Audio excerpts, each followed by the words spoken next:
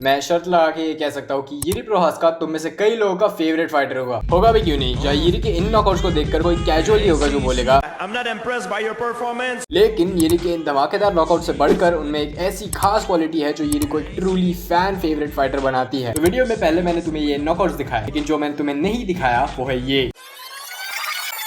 Trying to finish. Oh, good right hand by Rakic. Conventional approach. Oh, nice left. Prochazka versus Reyes की fight पे Dominic Reyes को ऐसे knockout करने से पहले यिरी प्रोहास्का उसी सेम फाइट में कुछ राउंड्स पहले ऐसे फाइट कर रहे थे। Conventional approach. Oh, nice left. Alexander Rakic की फाइट में भी यही केस था।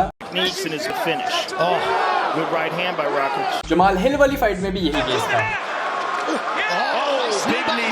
Which makes you wonder, Jiri Prochazka अपनी कई फाइट्स को ऑलमोस्ट हारने के बावजूद एंड में अपने ओपोनेंट्स को फिनिश कैसे करते हैं। इस सवाल का जवाब जानने के लिए हमें उस एक्स फैक्टर को समझना पड़ेगा जो पूरी तरह रिस्पॉन्सिबल है इस सब के पीछे। तो ये एक्स फैक्टर क्या है तुमने अब तक गेस कर ही लिया होगा, जो है यिरी प्रोहास्का का फाइटिंग स्टाइल। जो यिरी का फाइटिंग स्टाइल समझने के बाद ही हम समझ पाएंगे कि यिरी अपनी फाइट में सल्लू भाई से भी तगड़ा कमबैक कैसे मार पाते हैं। तो आगे बढ़ते हैं और शुरू करते हैं इस वीडियो को बिना किसी पक्षोधी।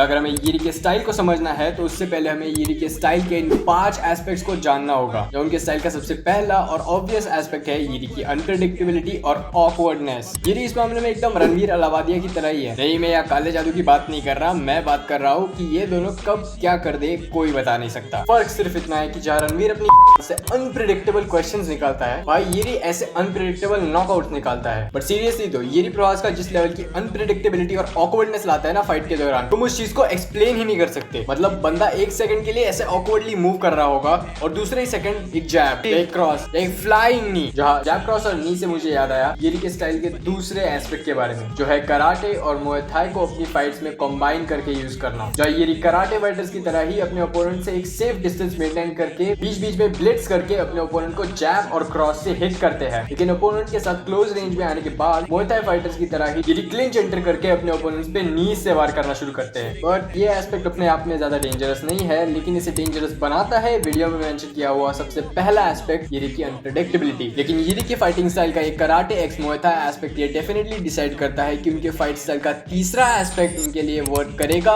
या नहीं। जहाँ ये तीसरा एस्पेक्ट है यिरी का अमेजिंग जैब क्रॉस, जो बाय द वे उनके लिए बहुत अच्छे से वर्क करता है। जहाँ यिरी अपने कराटे ब्लिट्स को काफी अच्छे से यूज करते हैं अपने जैब क्रॉस को सेटअप करने के लिए, जो उस ब्लिट्स के एडेड मोमेंटम की वजह से ओपोनेंट्स पे पड़ते ही उनका हाल ऐसा कर देता है। लेकिन अब बात करते हैं उस एस्पेक्ट के बारे में जो यिरी की फाइट स्टाइल के सबसे रिस्की या सबसे यूजफुल एस्पेक्ट को सेटअप करता है, जो है यिरी की हेड मूवमेंट। इसका बेस्ट एग्जांपल है यिरी की फाइट जमाल हिल के अगेंस्ट, जहां यिरी ने काफी बढ़िया हेड मूवमेंट दिखाई थी और जमाल हिल के ऑलमोस्ट हर पंच को यिरी स्लिप और रोल कर रहे थे। यिरी अपने ओपोनेंट्स के ऑलमोस्ट सभी मेजर हिट्स को अवॉइड करते हैं और जिन भी हिट्स को एब्सॉर्ब करते हैं वो उसी के साथ उसी के डायरेक्शन में मूव करके उस पंच या किक का डैमेज रिड्यूस कर देते हैं। और यही हेड मूवमेंट वाला एस्पेक्ट आगे जाके, जैसा मैंने वीडियो में पहले कहा था, यिरी की फाइट स्टाइल के सबसे रिस्की पर सबसे इंपॉर्टेंट एस्पेक्ट को सेटअप करता है, उनकी हैंड्स डाउन फाइटिंग। अक्सर यिरी अपनी फाइट्स के दौरान अपने हाथों को नीचे रखते हैं, जो एक ऐसी चीज है जो हमें रेयरली किसी कॉम्बैट स्पोर्ट में देखने को मिलती है। That's the unspoken rule of combat sports, always keep your hands up. That's what she said. लेकिन यिरी अपने हाथों को नीचे रखते ही क्यों है, तो इसके पीछे एक थोड़ा सा कॉम्प्लिकेटेड एक्सप्लेनेशन है, जिसकी शुरुआत होती है यिरी प्रोहास्का की आई ट्रेनिंग से। जहाँ यिरी रेगुलरली अपने विजन को ट्रेन करते हैं, जिसकी वजह से उनकी आई साइट काफी अच्छी है। जब वो अपना गार्ड हाई रखते हैं तो वो इस बढ़िया आई साइट का फायदा नहीं करा पाते, जो उनके लिए एक बहुत बड़ा डिसएडवांटेज है। लेकिन ये बस एक ही रीजन है यिरी का अपने फाइट्स के दौरान अपने हाथ नीचे रखने के लिए। जो इसके पीछे का दूसरा रीजन है यिरी के फाइट स्टाइल का दूसरा aspect karate x Muay Thai. जो अपनी कराटे ट्रेनिंग की वजह से यिरी कराटे फाइटर्स की तरह ही हैंड्स डाउन पॉइंट फाइटिंग वे में लड़ते हैं। जो हैंड्स डाउन वे में लड़ना बिल्कुल भी आइडियल नहीं है किसी भी कॉम्बैट स्पोर्ट्स के लिए। यिरी प्रोहास्का इस चीज को काफी मास्टरफुली पुल ऑफ कर पाते हैं सिर्फ एक चीज के बदौलत, और वो है उनकी हेड मूवमेंट।